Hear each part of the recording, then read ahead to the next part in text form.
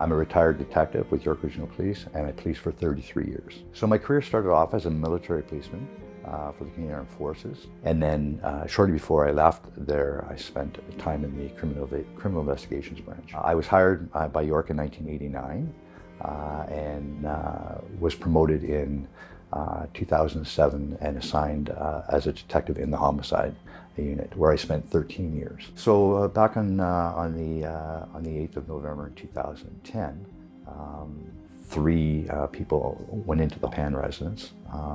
They entered by an open door that was left open by the daughter, and Han Pan was shot in the eye. Sadly, Bick was shot fatally 3 times. This was all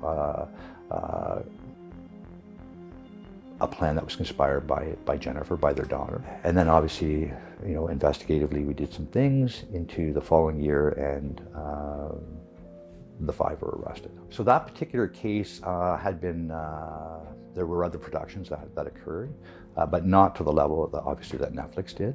And I think out of all of the productions, the Netflix was the most accurate depiction of the case. And my experience from the previous productions was that they wanted to tell the story as it had been told before, as opposed to being open-minded to my perspective, from the investigative perspective. So that surprised me somewhat, and I was thankful that they did see it that way.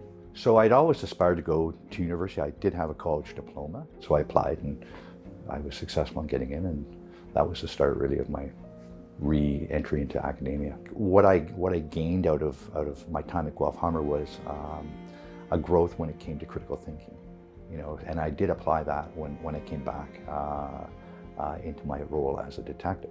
I think having the ability to compartmentalize what you've experienced or what you're seeing as a young officer is critical.